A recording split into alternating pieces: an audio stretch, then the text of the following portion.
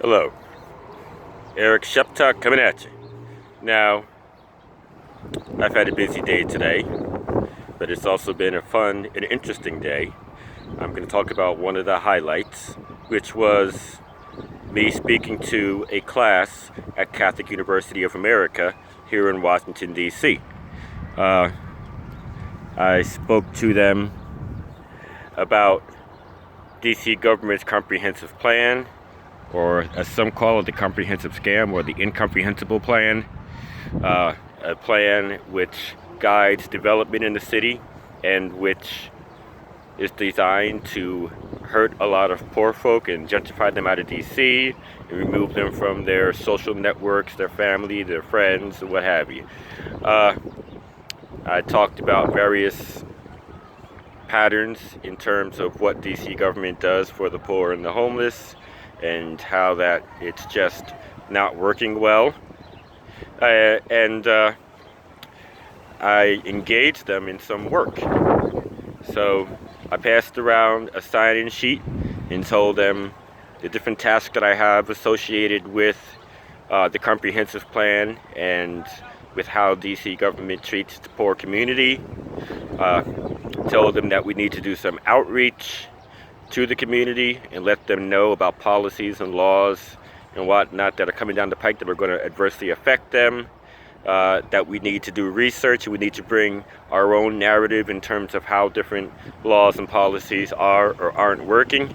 And I'm guessing that every student must have signed, and not only did they sign their name and their contact, but I gave them a list of different tasks, and they put down what task they would be willing to do, and some of them put down 2 or 3 tasks. And so they're really engaged. I got like 40 names, and that's like all of the students between 2 classes, actually, one last night and one today.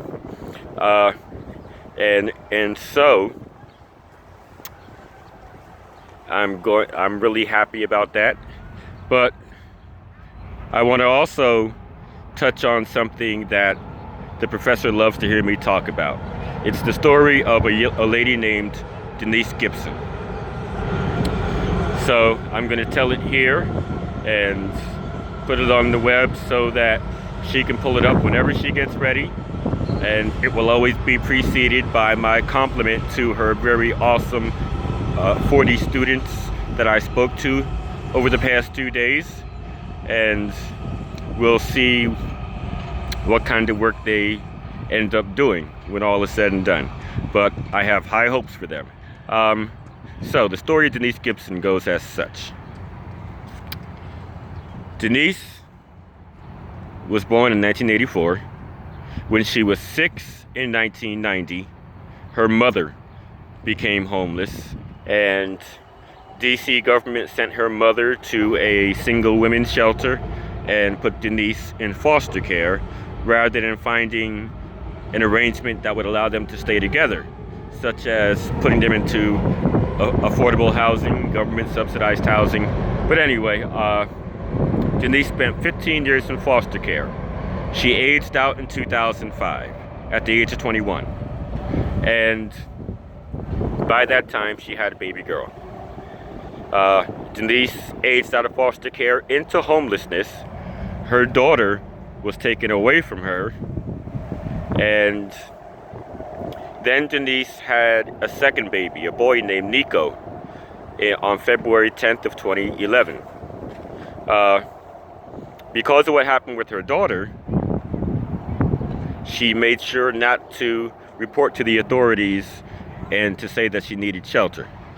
So, with him having been born in the winter, February 10th, she was out there sleeping in her storage unit, in the stairwell of an unsecured apartment building, and in the Greyhound station.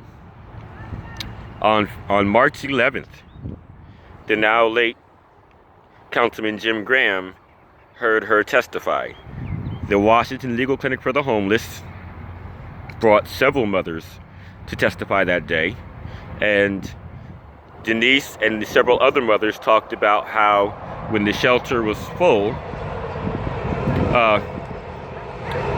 They were told to ride the bus all night. They were given bus tokens by the shelter intake person and told to ride the bus all night. Some of these buses stop running at 2 a.m. and start back at 5 a.m. You had mothers out there in the dead of winter with babies that were 3 months, 6 months old, nowhere to go for those 3 hours, just outside in the cold. Councilman Jim Graham was irate when he heard those stories. When he heard Denise's story, and he learned that her son Nico had spent the whole first month of his life homeless, he was irate, and he told the acting director of D.C. Government's Department of Human Services, Deborah Carroll, you take her in the hall right now and you make arrangements to get her into the shelter. And Deborah Carroll did that. I got a call from Denise on December 23rd, 2011. I'll never forget that. It was a Friday. It was the Friday before Christmas, which fell on a Sunday that year. And Denise says to me, Eric, I was housed yesterday and I have no food. And I have a 10-month-old baby with me. And so I thought about this and I said, wait a minute, it's Friday the 23rd of December. Christmas is on Sunday. Monday is the Christmas holiday, basically. People are going to take off from work on Monday. They don't go back to the office until Tuesday. And so I said, well, it's going to be 4 days before you can talk to somebody and get some food. So it was 4:30 in the afternoon. I had just stepped out of the MLK library. I turned around and went back in.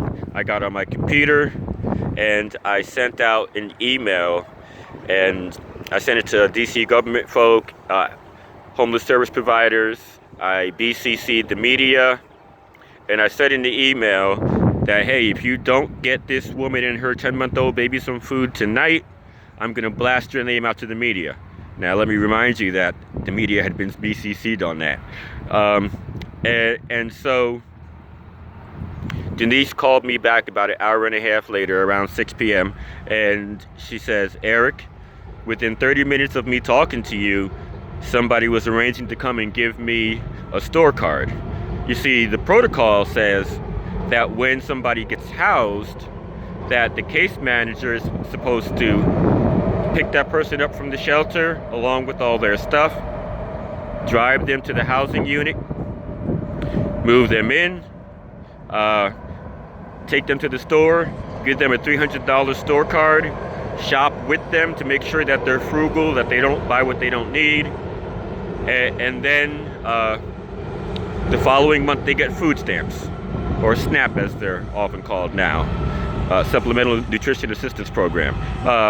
But anyway, because it was close to the Christmas holiday, the case manager must have wanted to finish her Christmas shopping, so she didn't take Denise shopping and didn't even give her a store card. So after I sent this harsh email, Denise got that store card, and she told me they didn't drive me to the store, that they're not shopping with me, but I have the card and I'm shopping myself. Thank you.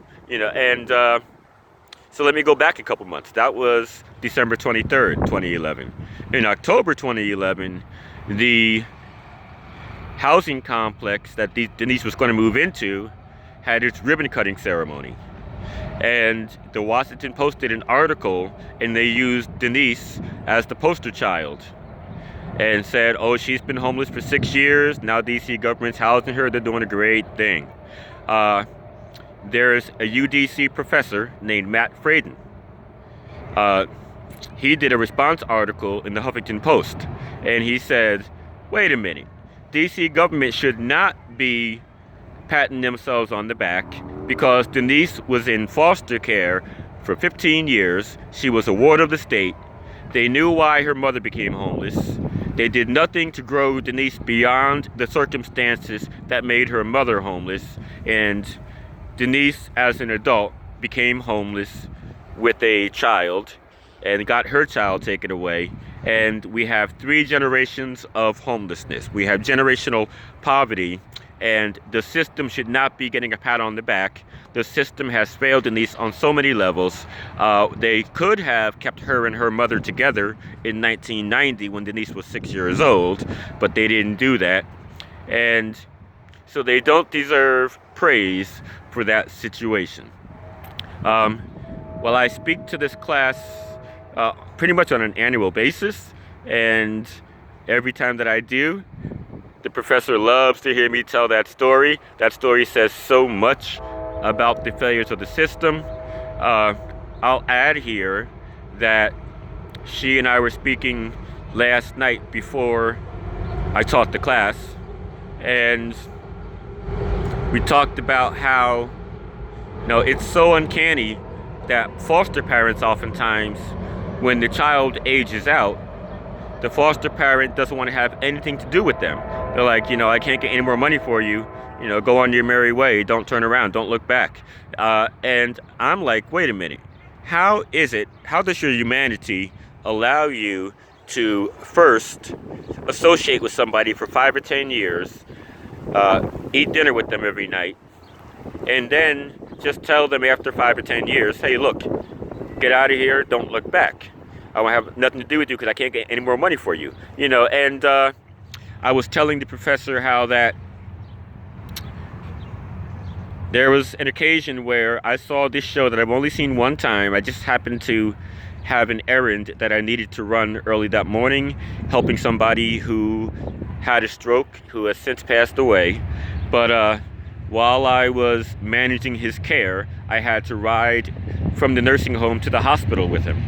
And so I was at the nursing home kind of early, and I saw this show that I've never seen before and never seen since. Don't even know what it's called. But there was one guy, it's a DC-based show, and there was one guy just sitting behind the desk talking kind of like David Letterman. But he talked about how 1/3 of foster kids go to prison as adults. It's kind of, I guess, interesting that on the one occasion that I see this one show, whose name I can't even remember, this guy is talking about a topic that I understand quite well, having been a foster child myself. But he mentioned how that 1/3 of former foster children end up in prison as adults. I'd venture to guess that it has to do with them being told that they were just cash cows, that the foster parent just took care of them for the money, not for the love, not for the care. And this professor and we talked about how you can't legislate love. You can't write it into the rules that, hey, if you're going to be a foster parent, you have to actually love the kid. I went on to be adopted, and I have an Italian mother who's 80, a Polish father who passed away in 2000. I have a Polish last name that I oftentimes explain to people because Szeptak doesn't come off as an Afro-American name. But anyway, I got to experience love through my adoptive parents, and even my foster mother was quite loving to me. I spent 5 years in foster care, but I just don't understand how anybody can be so inhumane as to just say, hey, I can't get any more money for you, so get out of here and don't look back. Like those years of togetherness just don't count for anything. But who knows? I may never fully understand that. I'm not of the internet age where the internet is older than I am. I was born in '69, so the internet is about 26 years younger than me, and I actually learned how to interact with human beings before beginning to use computers. I began using computers actually in late 2006 at the age of 37, and so my people skills were better than those of young people who were born during or after 1995 and who have had computers their entire life and who don't know life without them. So yeah, the computers have been around for quite some time. Even they're older than me. I get that, but the internet is not older than me, and that level of computer usage is not older than me. And so maybe what we're seeing now is the result of people having grown up in the computer age, in the age of the internet, and having not gained sufficient people skills. Maybe that's what allows foster parents to just say, get out of here and don't look back. Some of the foster parents are no doubt my age and older, but because their foster children grew up in the internet age, that makes it easier to disconnect, because the kid probably spent 5 hours a day on their phone doing Facebook and not talking to the foster parent. I'm not blaming the child. I'm just saying that because of technology and the effect that it's having on people today, one or both of the people in a relationship oftentimes are better at communicating via computer, via Facebook, via social media, than they are communicating face to face.